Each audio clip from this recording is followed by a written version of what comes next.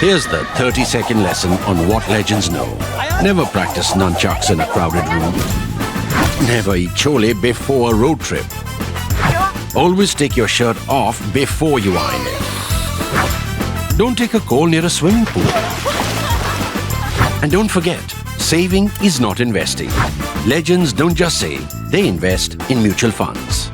Mutual fund investments are subject to market risks. Read all scheme-related documents carefully.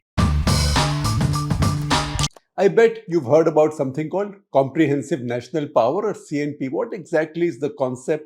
What does it mean? And what is it? What are the factors that determine it? And how does it matter for your country, in this case, for our country, India? Now, we'll be talking about this on a larger canvas. And the reason we are talking about this is that there is context. And context has come from this report, annual report from a wonderful Australian think tank called Lowy Institute. Lowy Institute is based in Sydney, and it is Lowy Institute that's produced its 2024 Asia Power Index. Asia Power Index is not about people, it's about countries. In this Asia Power Index, let me tell you first of all that India has got to number 3. India has got to number 3 after the US and China. What is the US doing in Asia? You don't have to belong here to have influence here. So US has influence in Asia, Australia has influence in Asia, New Zealand has influence in Asia, Russia also has influence in Asia. So this ranking has 27 countries, including all the ones that I have mentioned.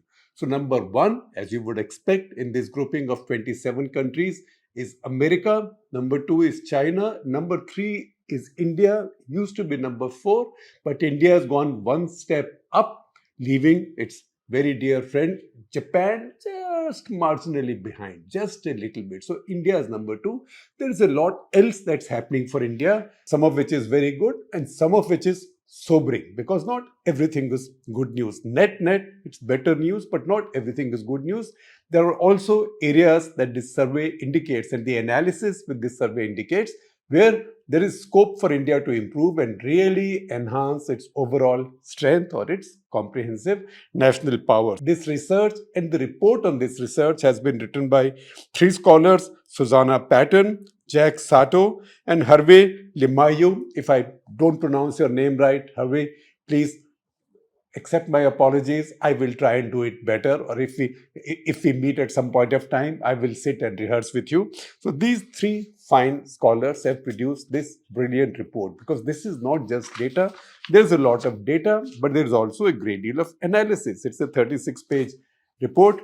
Do check it out. I will share a link with you. Now, what is it that the report is telling us? First of all, the report is telling us that they are assessing countries based on their comprehensive national power. What is comprehensive national power? It's a bit like this. What determines the power of a nation? Is it the economy? Then Singapore is an economic big power. Germany is a big economic power, right? You might say Saudi Arabia is a big economic power. UAE is a big economic power. But do they have the comprehensive economic power to match, say a country like India, right? India is far ahead in many cases, far ahead of many of them. Even in this Asian rankings, India is ahead of Australia. In fact, Australia comes just after India and Japan at number 5. And just an aside, 4 of the top 5 in this Asian ranking of 27 countries, 4 of the 5 are the 4 members of the Quad. That is US, India, Japan, and Australia in that order. China coming in the middle, just between India and the US. However, the ranking difference is only 1, but the score difference is humongous. So India is less than a half of America in terms of score, and just a little over a half of China. I will give you the exact numbers also. Again, as we go ahead trying to understand comprehensive national power, Pakistan has more nukes than India. If military power were to determine CNP of a nation, then Pakistan has more nukes than India. Pakistan has a very adequate army, navy, air force. So where does Pakistan rank? Just military power will not rank Pakistan very high. Pakistan in this ranking of Lowy Institute, this is a ranking based on comprehensive national power, is 16. It's number 16. It has actually fallen 1 spot from 15 to 16.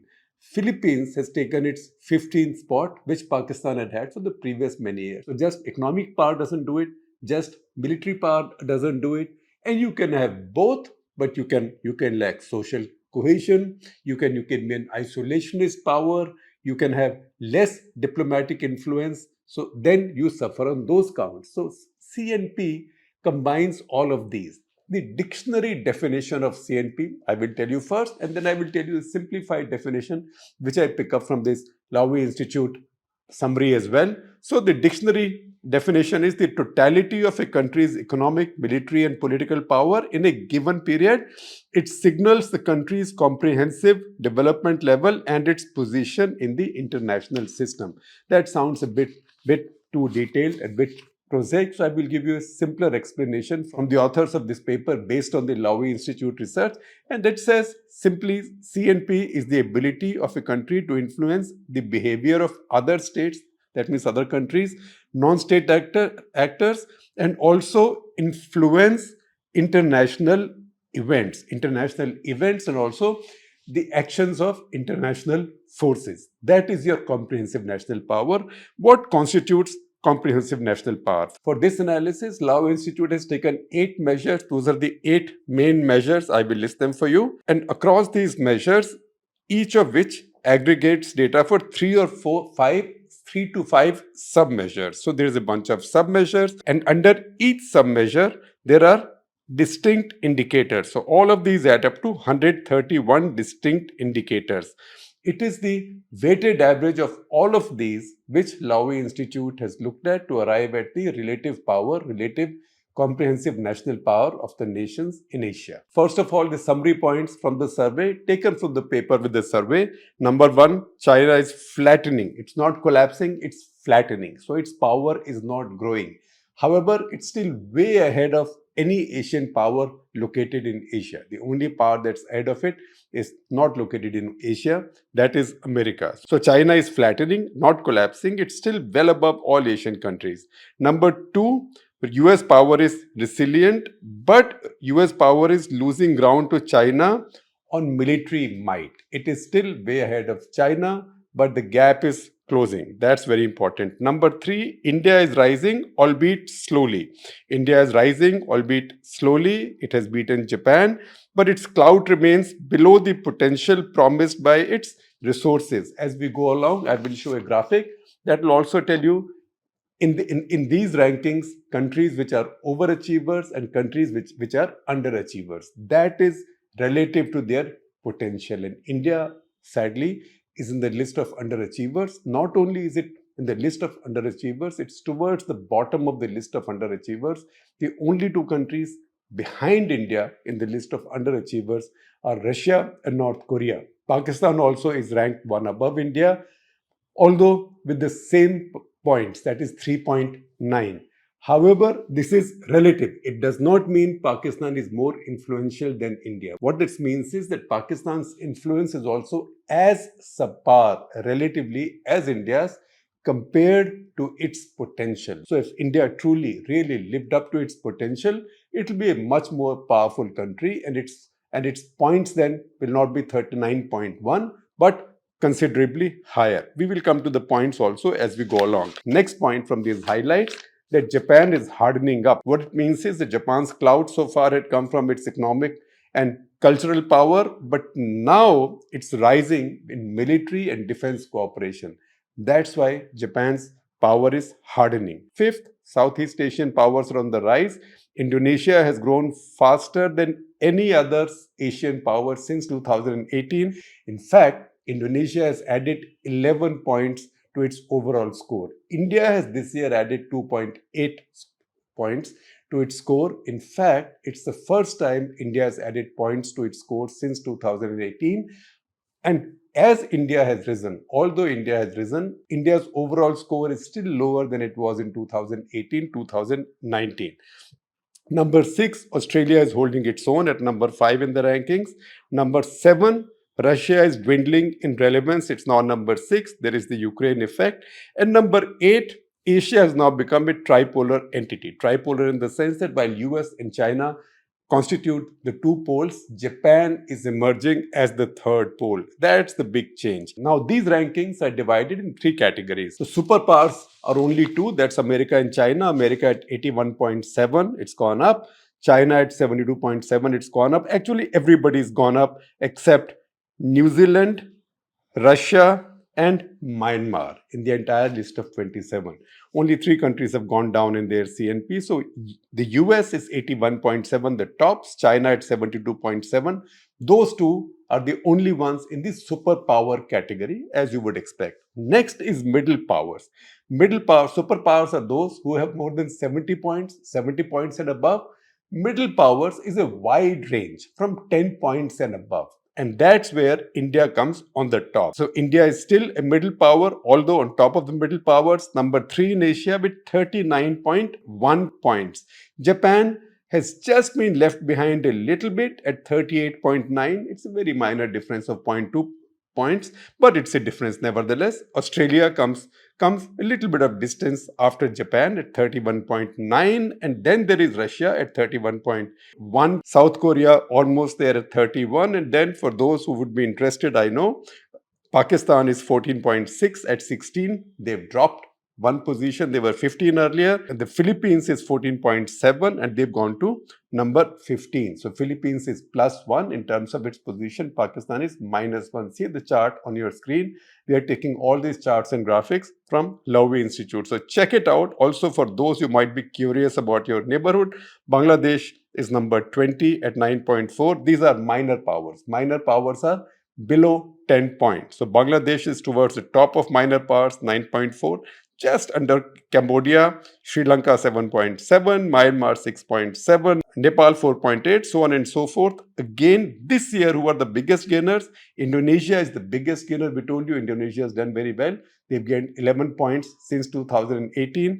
India has only gained points now, 2.8. So this year, Indonesia has gained 2.9, India has gained 2.8, Philippines has gained 2.0. And when we see this in greater detail, areas where countries like Indonesia, the Philippines are actually making big improvement is in military alliances and military networks. And that is an area, economic linkages and military networks. Those are areas in which India has been found wanting, and that's where India's scores are suffering. Let's focus on India right up for a while. So first of all, as we had just mentioned to you, this is the first time since the ranking started in 2018 that India's score has gone up. However, it's still lower than it was in 2018 or 19. It's just that its ranking has gone up because it's caught up with others and some of the others have not grown. Number 2, on future resources. Future resources, India has the best performance, and India is number 3 in Asia. India's poorest performance is on economic relationships, which comes from the fact that India has stayed out of all regional integration. India has this insecurity about trade alliances. India has stayed out of RCEP, etc., etc. So Indian economy is the least integrated of all these major powers, at least in the top 5 or 6 rankings, which matter. So that is where India gets its poorest score. Once again, India has dropped 1 place in rankings on economic linkages. So India is 10 in the group of 27. Its overall ranking is 3, but on economic linkages, it's number 10. Economic relationships, linkages, whatever you call them, it's number 10. Very poor. It has also dropped a rank on defense networks, not military strength, defense networks, which means how much of defense collaboration, cooperation, trade, etc. you have with other nations in Asia. That's come down. There also India has dropped a rank and India is at number 9. Then a very important thing, and this is a very important graphic. If you look at India's negative power gap, India's done very well overall. India has become number 3. But see the negative power gap. What does negative power gap mean? Negative power gap means the gap that exists between your true potential and how much you are performing. So countries which are performing above their potential, they are in the positive territory. They are called overachievers. Countries that are performing below their resources or below their capability, they are underachievers. So see this graphic again from the Lowy report. And this graphic gives you the bad news. It's on page 27 of the report. Overachievers. Japan, the tops. Japan, Australia, Singapore, South Korea, Thailand, Malaysia, Indonesia, the Philippines, Vietnam, Cambodia, New Zealand, China. Don't worry, even Chinese have just made it to overachievers. They are only at the score of 0.1, whereas Japan has a score of 11. And then you come to underachievers. Number 3 in the list of underachievers, if that makes you feel any better, is America at minus 1.5. But then you come further down. Underachiever Myanmar minus 1.8, Sri Lanka minus 2.2, Bangladesh minus 2.3. And then you come further down, Nepal minus 2.6. And then you come to Pakistan and India, minus 3.9, minus 3.9. I told you it doesn't mean Pakistan and India are at the same level. One is at number 3, that's India. One is at number 16 in overall rankings. What this means is that compared to how much India could have done, India is doing about as poorly. India is underperforming almost by the same measure as Pakistan, given its own potential. And that's where the only two countries behind India are Russia at minus 7, doing really poorly, and North Korea minus 7.4. What would you expect? So these are areas where India can improve a great deal. So please check out this graphic. It is from the paper. Check out this graphic. This tells you where India has made gains and by how much, and where it has actually made a deficit. So biggest gain, future resources, 8.2, right? Second biggest gain, resilience, 5.2. And I will give you a definition of each one of these in a minute. Resilience, 5.2. Diplomatic influence, 4.5. Great. All of this is plus. Economic capability, 4.2. That's plus. Economic relationships, plus but poor. It's 2.1. And military capability, 1.1. And then see, 1.1 is not good for military capability. And then you come to military networks. That's the one thing for India which is negative, that is minus 2.5. So this is a telling graphic as well. And you know what? It's fascinating now to lift the hood and look under it to see what lies under India's number 3 ranking. And under India's number 3 ranking at 39.1 score overall, this is a weighted average of all the factors, as we told you, all the 131 determinants. That is 39.1. That puts India at number 3. But on economic capability, India is number 4, not bad, with 26.1 points. Military capability, also number 4, 45.2 points. Resilience, number 4, 56.5 points. Future resources, number 3, that's India's best score, 55.9 points. That's where India has also made the biggest increase. Economic relations, poor. India is number 10 in the entire list. And India has actually dropped a rank, as we told you. As for defense networks, India has dropped a rank and is number 9. And the score is 17.5 and 19 respectively. For defense networks, India's score has actually fallen. That's the only area in which India's score has fallen. That needs some improvement. Diplomatic influence, India is 4th with 70.2 and rising. Cultural influence, India is 4th, 38.7. Not rising, not declining, somewhat there. I would have expected India to be doing a lot better in terms of cultural influence. Again, see this other fascinating graphic. This is a graphic on which countries India influences and which countries influence India. So India influences Nepal, 61.8. That's the score. Sri Lanka 15.6, Bangladesh 11.4, Indonesia 5.6, Myanmar 4.1. Most of these in our neighborhood, right? And countries that influence India, there is a surprise there. Because the country with the greatest influence on India is not America. It is China at 12.4 score. US is number 2 at 11.1. Europe, EU is 10.4, UAE 7.2, and Saudi Arabia 4.7. In fact, if you see the India chapter in the report, of which I will share the link again, you can go to the Global Influence Network map. And it's really fascinating to explore because it can also tell you rankings of countries where migrants from each country want to go to, or where tourists from each country want to go to, or countries about which there is maximum searches carried out in which countries. All that data is there. If you are a nerd and you have some time, please do invest some time in this. You will learn a lot. Now, what are the measures along which This survey has assessed countries' power. So first of all, resources-based measures. These are based on what the countries have. That is four measures: economic capability, military capability, resilience, and future resources. Then the second aspect is, first four is what the countries already have, and the second four is what the countries do with what they have. That's very important. So once again, you have economic capability on one side, on the other side, economic relationships. On one side, you have military capability. On the other side, what do you do with it? What are your defense networks? Then one side, you have resilience. How much diplomatic influence do you have? Then you have future resources, but what is your cultural influence? So these are the four things that you do with the first four that you have. So 1, 2, 3, 4 you have. 5, 6, 7, 8 is what you do with them. All of these measures I don't have to define, but a couple which might look a little confusing, I will try and define for you. Resilience. Resilience is a country's capacity to deter real or potential external threats to its stability. Internal institutional stability, that means how much cohesion do you have. Resource security, its minerals, its offshore resources, its geoeconomic security, its geopolitical security, and nuclear deterrence. All of that adds up to resilience. Then future resources. Future resources are economic, defense. How much will you keep adding to your defense budgets, for example, how much you can afford to add. Your broad resources, as they will look in 2035, and your working age population and labor dividend forecast for 2050. That is the future resources category. That is where India does very well. Economic relationships, that is regional interdependencies.